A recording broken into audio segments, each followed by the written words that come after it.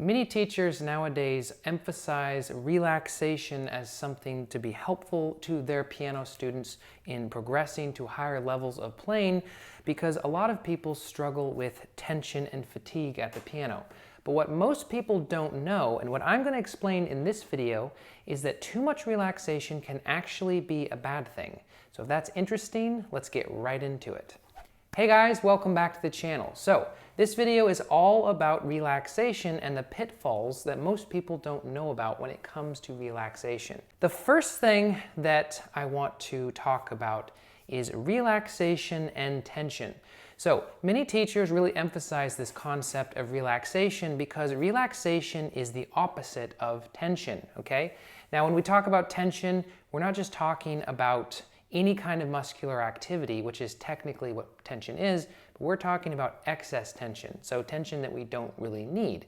And so it's natural to think that relaxation is a way to fix that, because relaxation is the opposite, okay? If here my muscles are tensed in a position, then here my muscles are not tensed in that position, or they're relaxed, in other words, okay? So as a concept, relaxation is really good and important to be thinking about as we're playing the piano. So if, as I'm trying to play something, I realize I have a lot of tension in my elbow because it's being held out to the side or it's being held back. So being aware of that and thinking, okay, I need to actually relax my elbow and be aware of that, so as I play, it's not being held in a stiff position, tense, etc. We can actually take this concept of relaxation too far, and I think that's often what happens. And some teachers actually avoid using the word relaxation at all costs because they think that it can be quite destructive. So let's talk a little bit about that. So the second point that I'm going to make, and we're going to think about here for a second, is we have to think about relaxation in terms of our back or the way we stand or the way we sit. So it's very natural to think, you know, if you have a lot of tension in your back, that you might want to try to relax or something. And an extreme version of that relaxation is something like this, where I'm slumped over, everything is totally relaxed. My neck, my back, everything. But most of us would realize that after a little while, this becomes really, really tense, okay? My head, at the very top of my body, is quite heavy, weighing on average in an adult of about 10 pounds. That's actually a lot. So if I do this, you can see that my neck is forward. So instead of my head being a little bit more balanced on top of my head, it's now being pulled forward. So everything is being pulled forwards. And now these muscles on the back of my neck are having to strain to really hold that up. And you'll notice if you sit like that for a long period of time, those muscles are going to get really, really tight. So it's really how we think about relaxation. When we think about relaxation, we think about making everything just go to jelly and everything is loose and floppy. But of course, we know when it comes to sitting or standing, we can't sit like that all the time because it actually produces more tension, right? Instead of my torso being kind of balanced on top of the bench, right, on my spine, now everything is pulling forwards. Now all these muscles back here are being forced to do all of the work, okay? So instead of, you know, dividing the work amongst all of my muscles and everything together the way we should be, now it's forcing one muscle group to do everything, okay? The principle that we can get from this is that if we relax to the point that our inner structure, and that's our spine, our skeletal structure, and those stabilizing muscles that make it really easy to stand, if we collapse that structure to the point that it's no longer functioning, then tension will be a natural byproduct, okay? If I walk around like this all the time, I mean, we can all imagine, right? We think of posture, it's a pretty common idea. We know that we're gonna get really tense and tight, even though we're really emphasizing relaxation, okay? Another way to think about it is that if we overemphasize relaxation, it's going to cause other muscles to tighten and tense up. And this is exactly what happens oftentimes when we play the piano. You know, we might be able to do a little bit of relaxation. I play a chord and I just relax my hand like this. and that's fine. We can get away with that. But all of a sudden, okay, now I'm trying to play a scale or something, and everything is loose and floppy. So what happens is that I can't really play clean and articulate passages.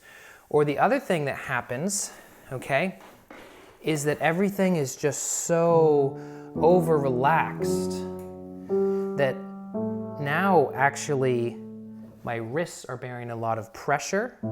Okay, so it's putting a lot of pressure on my wrist. So I'm gonna get wrist pain or things like that. Or the structure of my hand, it collapses here. So now I can't lift my fingers as well. And now these muscles in my arm and my hand are having to work double time to keep things moving. And it's not, of course, just in the hands and the arms, because we often see the back or the neck starting to collapse in ways like that, okay?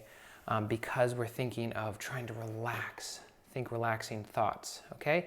Now this is partly due to the fact that we don't have the ability to relax individual muscles, say in the hand, right?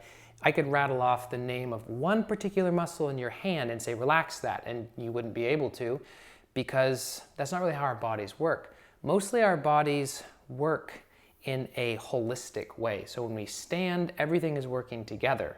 So when we try to overemphasize that relaxation, everything collapses, and then it doesn't work properly, and then we actually have more tension, right? I think that analogy of the head tipping forwards and making these muscles do all of the work is a perfect way to think about it, okay?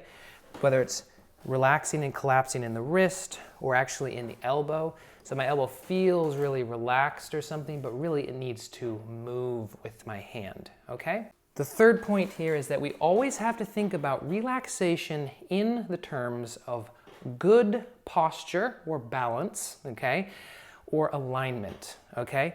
So let's think about that for a second. What that means is that, let's say I'm playing something, okay? So I'm playing a passage that requires me to move around the keyboard a little bit.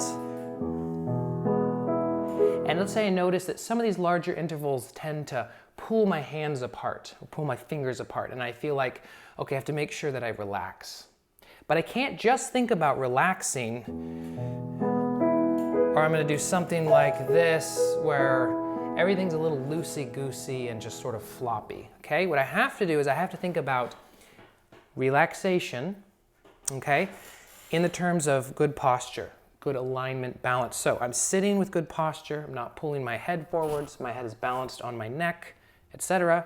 And as I play this, I also have to think about my arms. Okay, so my arms, and my hands, and my elbows all have to shift with each other, and then shift up. And you can even notice how my torso can move a little bit. And this feels very relaxed. Okay, so I'm making sure that other parts of my body aren't tensing up, or that as I do this, you know, my hand isn't tensing, it's sort of relaxing. But notice that it's in the terms of good posture and alignment all of the time, okay? Now, this of course can be a really difficult thing to approach at the keyboard if you're in that place where you're trying to learn to relax when you play, but you're asking the question, what does good posture and alignment mean? What does it look like? What is balance? What am I really talking about here? So if that's where you are, I'm gonna throw up a video on the screen now that's going to help you get to that place. I hope this was interesting and informative. Thank you guys so much for watching, and I'll see you next time.